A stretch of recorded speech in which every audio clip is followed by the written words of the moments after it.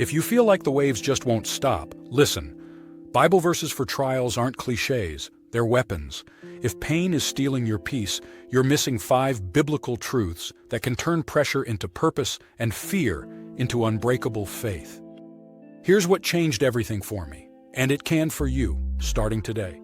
Stay with me because by the end I'll share the one truth that flipped my darkest season into my strongest testimony, and you can claim it right now. I'm your host. After 20 years studying Scripture and walking alongside hundreds of believers through grief, burnout, and uncertainty, I've watched a handful of principles transform real lives quickly.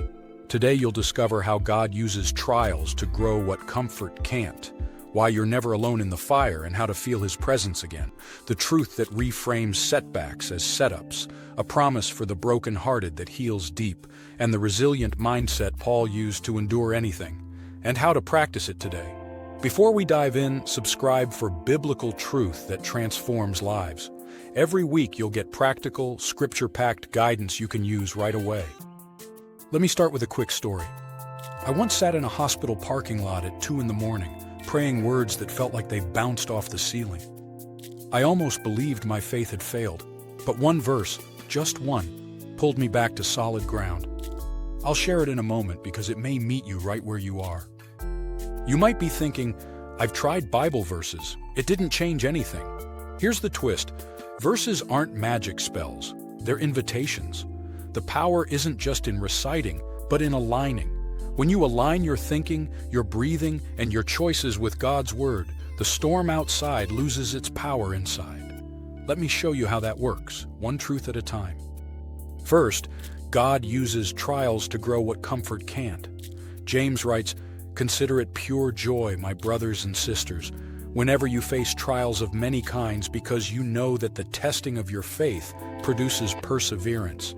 Let perseverance finish its work, so that you may be mature and complete." James 1:2-4. Trials aren't punishment, they're preparation. Joy isn't about liking the pain, it's about trusting the process. Today, rename your trial. Don't call it the end, call it training. Ask yourself quietly, what is God maturing in me right now? Even that small shift opens your heart to cooperate with what the Holy Spirit is building in you. Second, you are not alone in the fire.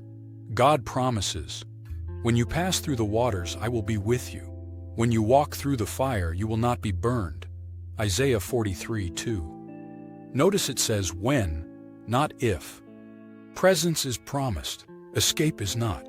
In the fire, look for the fourth man. When anxiety spikes, breathe slowly and whisper, "You are with me in this." Inhale for 4 counts, exhale for 6, and let that verse become the rhythm of your breath. Presence over escape. That one decision to seek God's nearness instead of a quick exit rebuilds peace from the inside out. Third, your setback might be a setup for something good. Paul assures us, "We know that in all things God works for the good of those who love Him." Romans 8:28. All things doesn't mean all things are good. It means nothing is wasted. God's sovereignty is the safety net under your free fall. Here's a simple practice. Write down 3 painful moments from your past. Then identify one way God used each to produce growth, connection, or clarity. When you see that pattern, it strengthens your confidence that He's weaving the same redemption through your current trial. And as you reflect, drop a comment to share which point resonates most with your journey.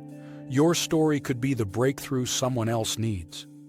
Fourth, God draws near to the brokenhearted. The Lord is close to the brokenhearted and saves those who are crushed in spirit. Psalm 34:18. This was my 2 a.m. verse in the hospital parking lot. I felt numb. But closeness isn't a feeling first. It's a fact. I pictured Jesus sitting in the passenger seat whispering, "I'm not going anywhere." If you've lost someone, a dream, or your sense of self, God's nearness is not negotiable. Try this today. Put an empty chair beside you during prayer and speak to Jesus as near, because He is. Even a whispered, "You are close," can be the doorway back to hope. Fifth, you can be pressed but not crushed. Paul says, "We are hard-pressed on every side but not crushed, perplexed but not in despair, struck down but not destroyed." 2 Corinthians 4:8-9. He doesn't deny pressure, he denies defeat. Resilience is faith's posture. Practice this rhythm for a week. In the morning, read this verse aloud. At midday, take a 60-second stand. Literally stand up, set your shoulders back, and pray, pressed but not crushed. At night, journal one way you saw God's endurance in you. You'll begin to notice that even when circumstances don't shift immediately, your soul stands taller. Let's put this together with something I call the alignment method. How verses move from page to practice. First, read it. Speak the verse out loud so your ears hear your faith. Second, frame it. Write a single sentence that begins, "This means God is," and finish it in a way that applies right now, like, "This means God is with me in this meeting today." Third, breathe it. Take 3 slow breaths while repeating a key phrase from the verse, letting your body settle into God's promise. Fourth, move it. Pair the verse with a small action. Send an encouraging text, take a 5-minute walk with God, or pause before replying to a difficult message. Fifth, share it. Tell one person what God showed you today. Choose one of the 5 verses, walk through these steps in about 3 minutes, and set a reminder to revisit it at lunch. Small habits, repeated, reshape your inner life. Before I share the most powerful truth from my own journey, if this has helped you so far, hit like. It signals that content grounded in Scripture matters and helps more people find this. Now here's the truth that changed me. Trials don't test whether God is good. They reveal where I've anchored my hope. When my hope was anchored in outcomes, I was tossed by every wave. But when my hope anchored in His character, His presence, His promises, I found peace that didn't make sense. Faith isn't pretending the storm is small, it's trusting the one who isn't. Your trial is not the headline. God's nearness is. Your story isn't "I survived a storm," it's "God held me steady." And when He holds you, you become unbreakable.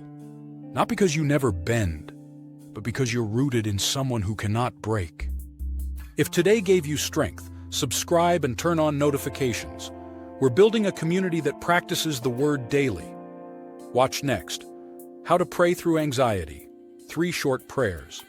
It pairs perfectly with today's verses and will help you keep aligning your heart with God's truth.